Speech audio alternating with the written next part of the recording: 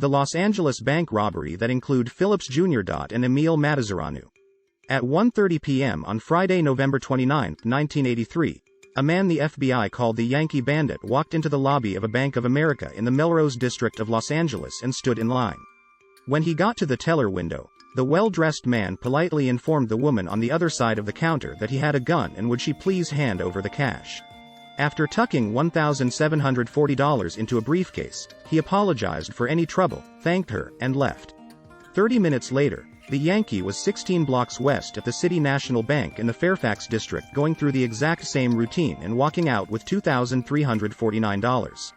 Still moving west, he hit a Security Pacific Bank in Century City 45 minutes later, but bailed out with no money when the teller starts freaking out on him. Undaunted, he walked one block over and cordially robbed the First Interstate Bank there for $2,505. Less than an hour later, he walked out of Imperial Bank in Westwood, practically in the shadow of the federal building that houses the FBI's LA Bank Robbery Squad, with $4,190. Diving into rush hour traffic on the 405 freeway, the Yankee headed over the hills to the San Fernando Valley and pulled a final job just before closing time at the First Interstate in Encino for a take of $2,413. As impressive as the Yankees' performance had been, a record for bank licks by one person in a single day, it did not entirely shock the FBI agents in Bank Robbery Squad. This was LA after all, and by 1983, LA had long established itself as the undisputed bank robbery capital of the world. At the time of the Yankees' record spree, Los Angeles was on the brink of the greatest bank robbery epidemic ever seen.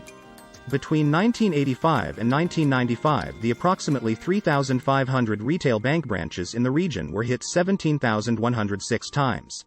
1992, the worst year of all, there was an almost unimaginable 2,641 heists, one every 45 minutes of each banking day.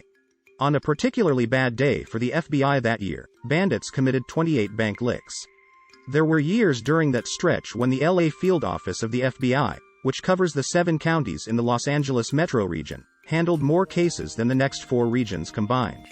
Of all the bank robberies in the nation over the past 3 or 4 decades, at least 25% of them have gone down within commuting distance of the soaring white spire of City Hall, writes former FBI Special Agent William Reeder in his 2003 book Where the Money Is, True Tales from the Bank Robbery Capital of the World. Reader should know, he was the Fed's lead man in charge of solving LA area bank robberies throughout the 1980s and 90s. So why LA? Sure, part of it is the sheer size of the area covered by Reader's LA Bank Robbery Squad at the time, 10,000 square miles and close to 17 million people. But size alone does not explain its position at the top of the bank robbery heap. In no other category of crime does LA ever rank at the top. Just this one. But the one factor most responsible is a product of that sprawl and something that has come to define Southern California culture: cars. With more than 6 million vehicles and more than 1,000 miles of freeway upon which to roam, Los Angeles has created a landscape ideal for bank robberies. By hitting a bank near a freeway on-ramp, a hold-up man can jump on and off and be anonymously cruising surface streets miles away in a completely different police jurisdiction before the cops even get to the crime scene. It was not the first time the automobile has acted as a major game-changer in the bank robbery world. It was the advent of the getaway car and an adequately networked road systems that enabled Depression-era gangsters like Pretty Boy Floyd, John Dillinger, and Bonnie and Clyde to hit a bank and disappear over state lines. In an era when interstate communication among law enforcement was virtually non-existent, they were as good as gone. The federal government's attempt to solve the problem catapulted a young bureaucrat named J. Edgar Hoover into the public spotlight and created the modern version of the FBI. The most prolific one-on-one bandit of all time fit perfectly the profile of the cocaine-era bank robber. Eddie Dodson was a mild-mannered, likable owner of a wildly successful antique store in fashionable West Hollywood frequented by celebrities such as Jack Nicholson, Warren Beatty, and John Lennon. Thick into the Hollywood hipster scene, Eddie began sniffing and then smoking coke. In July of 1983, Dodson, a man with no previous police record whatsoever, walked into the Crocker National Bank in Larchmont and pulled his first bank heist. After a few more, Dodson was given the honor of a nickname from the L.A. FBI Bank Robbery Squad, who labeled him the Yankee Bandit, because of the baseball cap he often wore during the heists. The Yankee was what Reader called an apology bandit, always saying something to the effect of, "I'm sorry to have to do this," as the teller handed over the cash.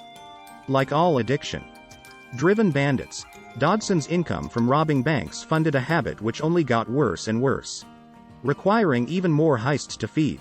Reader says he could often tell which of his serial bandits were the addicts because they looked more and more dope sick in each progressive bank surveillance photo. Reader even got to where he could gauge the size of their habit by the accelerating frequency of the robberies required to feed it. That, along with other MO traits, often allowed him to anticipate the timing of their next job with surprising accuracy. Like, comment, share and subscribe to my channel.